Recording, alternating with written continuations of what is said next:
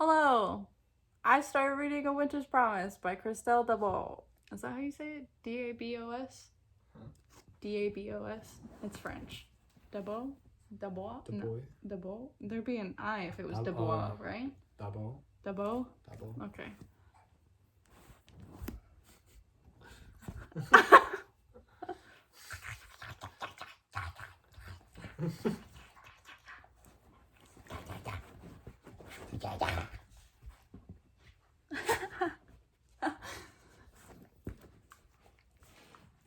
Thanks. Thanks. Okay. So today...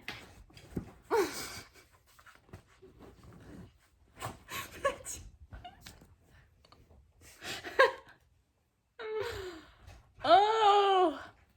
Hello. Today I'm starting reading A Winter's Promise by Christelle Dabos. Don't mind my dog. He's hyper as hell. Today is September 21st, 2020. Here's the vlog. I mainly picked this up because I liked the feeling of like the blue cover. If that makes any sense to anyone. And because it's now, well, it feels like fall / winter. And I saw on Reagan from Peruse Projects, one of her recent videos, she was talking about how this was like a really good fall read. So I was like, need to read it right now. I also really want to buy books 2 and 3, and Felix said if I end up getting to like 30% and liking the book, then I can buy book 2 and like finally own it. I have a weird thing where I like to buy the entire series before I even read it, and it's just disastrous because not most of the time. Sometimes I don't end up liking what I bought, and it's just... Anyways, A Winter's Promise. So I read 28 pages. I really enjoyed it. I like Ophelia as a main character. Should I read the synopsis? Maybe I'll read the synopsis for you. I'll summarize the synopsis. So basically, Ophelia is not like other girls because she doesn't care about her appearance. She likes to read. Typical, I'm not like other girls. And then she has like 2 magical talents. The first being being able to like read like the history of an object, basically. So it's kind of like what Layla can do in the Gilded Wolves, where when you touch something, you have the ability to like lift all the information and like everything from people who have touched it, etc. And she can also travel through mirrors, and mirror traveling so far seems to be just like short distances. And she lives on like this little island spire thingy called an ark, and it's called Amina, and they're basically a matriarchal society on each ark. And she's like married off to some guy named Thorn, and he like lives in a faraway ark, and now Ophelia's great uncle is upset. And so is Ophelia, obviously, that she's leaving, and she just wants like access to the archive that her uncle works in. And I don't know why yet, but it says that lose yourself in the world of the arcs and in the company of an unforgettable character in this French runaway hit by debut author Christelle Dabos. The first installment in the best-selling Mere Visitor Quartet, A Winter's Promise, introduces readers to a remarkable heroine and to the richly imagined universe of the arcs. Floating celestial islands governed by the spirits of immortal ancestors. A fantastical story of intrigue and suspense, A Winter's Promise will find fans among readers of Philip Pullman's His Dark Materials series, Victoria Aveyard's Red Queen, and N.K. Jemison's The Broken Earth series. So that's this. And my initial thoughts are, I really like Ophelia as a character. I really enjoyed that, like, we just get a feel of being like, yeah, so this is the match that I can't fuck up, so I've just accepted it and I'm ready to move on now. And honestly relatable. I feel like so often in specifically young adult fantasy that the heroine is like trying to get away from the arranged marriage for a significant part of the plot, and so it's just kind of nice to not see that happen with this one. And I really enjoy how she's like, I'm getting married and all I want to do is have access to the archives so I can just keep reading and further my research right now, because that's the only thing that I can keep my mind on. And honestly, same. I really like the idea of like the floating arcs, and I'm excited to see what the like poles are being referenced to, and like how, if it works climate wise similar to Earth or what. And I also said it's giving me like atmosphere of like Erin Morgenstern, Sorcery of Thorns, and like Strange the Dreamer all in one. So if you like, okay, so I say it feels like Erin Morgenstern because it's just very like atmospheric and it's really good at like putting you in the world, whereas the plot is completely different. For Sorcery of Thorns, I would say the similarities are like a young girl who is working or in a magical environment in which it like reacts to her presence. So that was cool. And it reminds me of Strange the Dreamer, just like writing prose style. So like it reminds me of Erin Morgenstern and Laini Taylor in terms of the prose, and it reminds me of Sorcery of Thorns in terms of the environment. Yeah, I'm listening to the audiobook while I read along, and the narrator is actually really good. I really enjoy her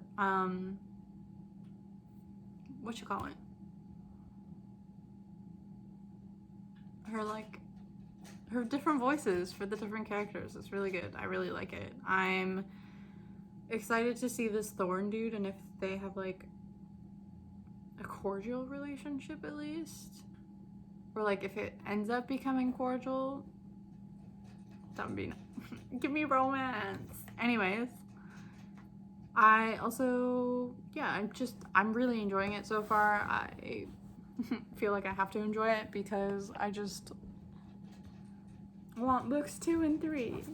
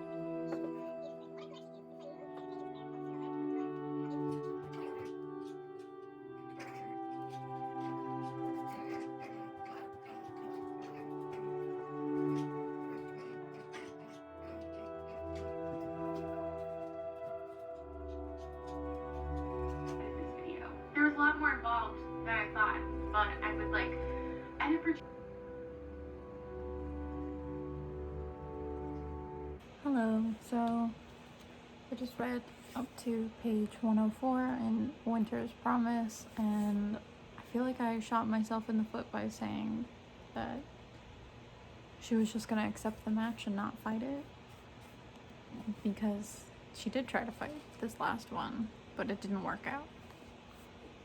And so now she's currently on her way to the pole, and I just want to know what it looks like, and I'm interested in why Thorn already hates her so much. It's really all I have to update you on, even though I read 75 pages. Like, it kind of goes into the world building and like the history of each individual arc more, and it's really interesting, but I'm not gonna give it all away and spoil it, so that's my update. I think I have about 2 seconds before my hair completely frizzes out, so I'll see you when it's all frizzy. Okay, so I read some more of A Winter's Promise, and I am getting Beauty and the Beast vibes, and I feel like I'm hoping that Ophelia and Thorn get together. They'd be good enemies to lovers. And there's like a mention of dragons. And there's dragons? I immediately just bought books 2 and 3 I'm at like 26%, so I'm almost at 30%, which is when Felix said I could buy the next books in the series. But as soon as I saw dragons, I was like, I gotta. I'm hooked.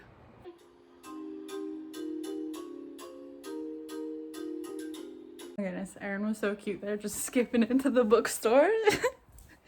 Anyways, so today's day 3. I've read some more since my last check-in. I'm on page 170 now. It's the 21st.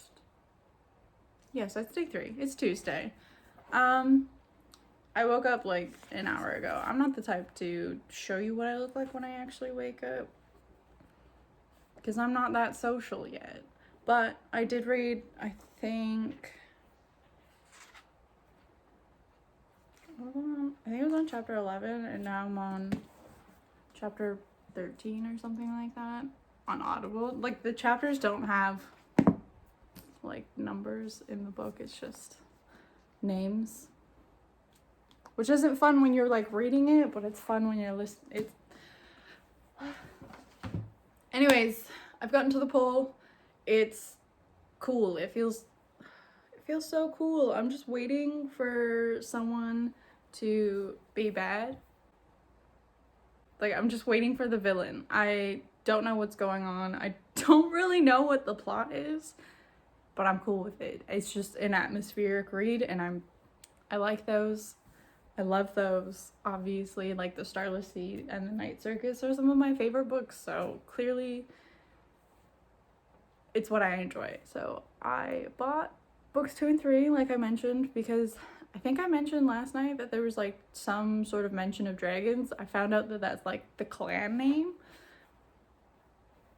which is really cool. And then on the pole, they also have it so that it's like there's like rival clans and factions and stuff like that, instead of like one family ruling one arc, like on Ophelia's original home arc, which is really cool.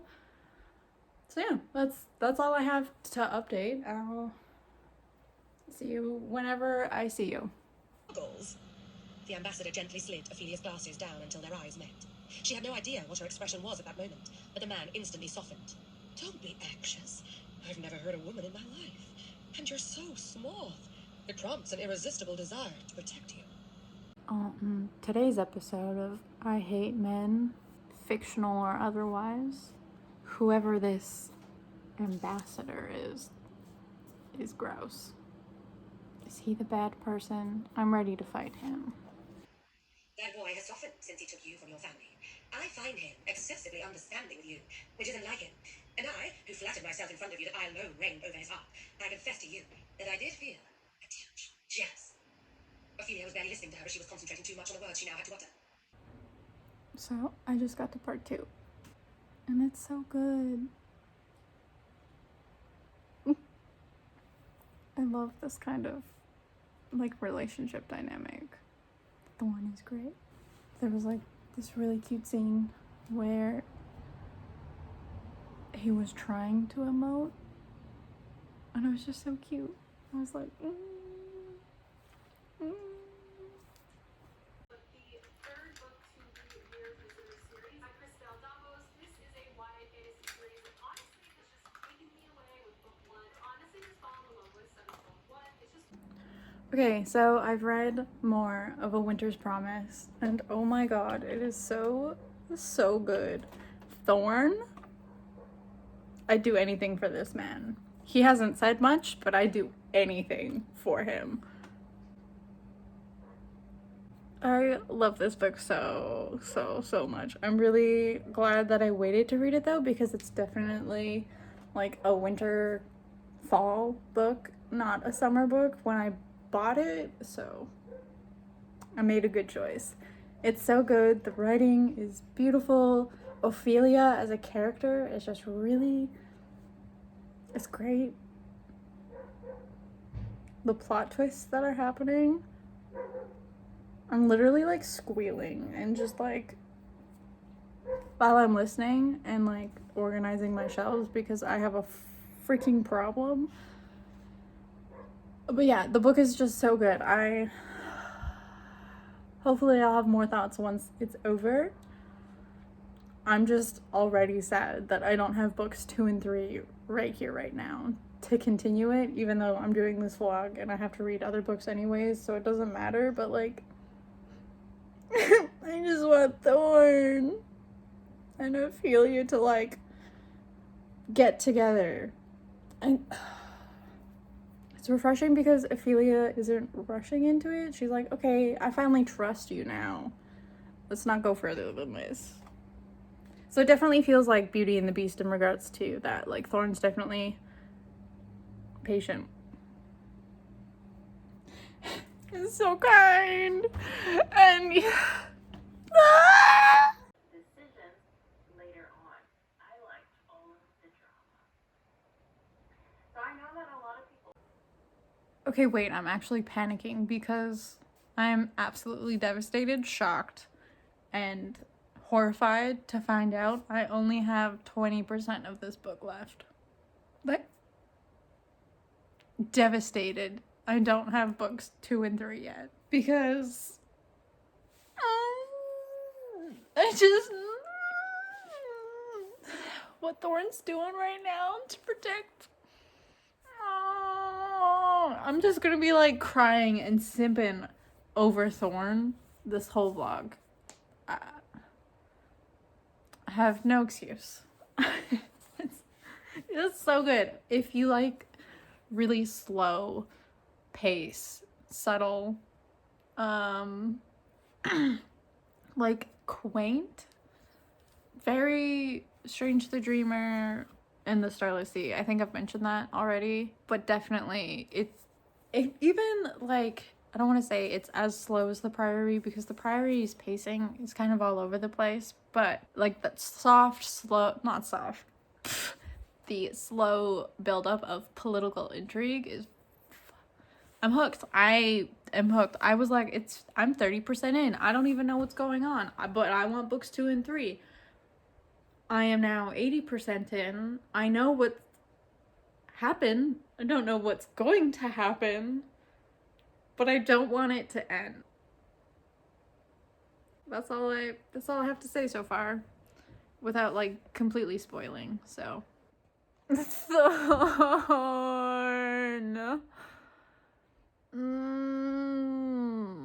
I finished A Winter's Promise and I feel so dumb. Like, I should have seen it coming. I should have seen that end coming, and I didn't. I was literally just crying and simping and rolling on the floor in hopes that Ophelia would like Thorn eventually. And then the plot twist happened, and I was like, I should have seen this coming. Ophelia was so smart. She was telling Me. So this book just proves that I have terrible taste in men, but we already knew that. In terms of the compile, so characters, atmosphere, writing, plot, intrigue, logic, and enjoyment. For characters, obviously I really liked them. I think this is more of like a character-driven story than a like action. Like definitely character-driven over a lot of plot, because we spend a lot of time just with Ophelia and her exploring and her slowly figuring things out because she's in a new environment. So it seems like the plot is really going to pick up in books 2 and 3. I don't know what's gonna happen in book 4. I'm a simple bitch who wants the two characters together, and I don't know if that's gonna happen. Anyway, so the characters are really good. It's a really character-driven story. Like every character that was introduced felt like they were their own person and not just there for like aesthetic or whatever. Like sometimes characters feel flat and static and not well-rounded, but these ones felt static, but like they weren't flat. They still felt like they had some depth to them. In terms of atmosphere, the atmosphere was really good. I really enjoyed it. I've mentioned it almost every time I can that it feels very much like a Strange the Dreamer, Starlessy night circus type deal. So this book definitely won't be for everyone, especially considering how late the plot actually picks off in this book. But like the main point of the plot in book 1 is that there isn't much of a plot. Like she's just going around finding herself and not having any luck. I don't know. I think it's really good. I really enjoyed it. I had a really good time. I gave it 5 stars. So obviously I enjoyed it. The atmosphere was great. I am learning. I'm a very character-driven atmosphere. Like I love that shit. So next time I see a story being described as that, I'm picking it up. The writing was also very good. I really enjoyed it. There was like a few moments where I was like, oh, why did he have to say that while describing Ophelia? Because he basically made her like the I'm not like other girls because I wear glasses and I have red hair. Brown hair? Red brown hair? I don't know. It kind of feels like Beauty and the Beast retelling, so I can't differentiate. The writing is really good. I like the prose is very like Christelle Dabos writes more concise and less lyrical than like Laini Taylor and Erin Morgenstern, but it's still in the same kind of field. Like it's more atmospheric than it is plot, which is fine for me, maybe not fine for you. The plot, as I've mentioned, there isn't much of one aside from just like learning the world in this book. Like I said, I think books 2, 3, and 4 will be really where it kicks off. So I'm excited for that. I already have books 2 and 3 on the way, so I'll definitely be reading those. Looking forward to it. And then the intrigue, obviously I was intrigued. I bought the next 2 books without even making it to 30% in this book. And I wasn't wrong. So at the end of it, like a whole bunch of people got murdered and I was like, and like I think Ophelia and Thorne are gonna end up like being partners in crime eventually. She just has to like re-trust him again, which is good. It's great. I love it. And then that was intrigue. Yeah, so the intrigue is really good. It's slow building, definitely, but if you're in the mood for something slow and wintry, and I don't want to say soft and light because it isn't. It definitely doesn't end that way, but it starts that way.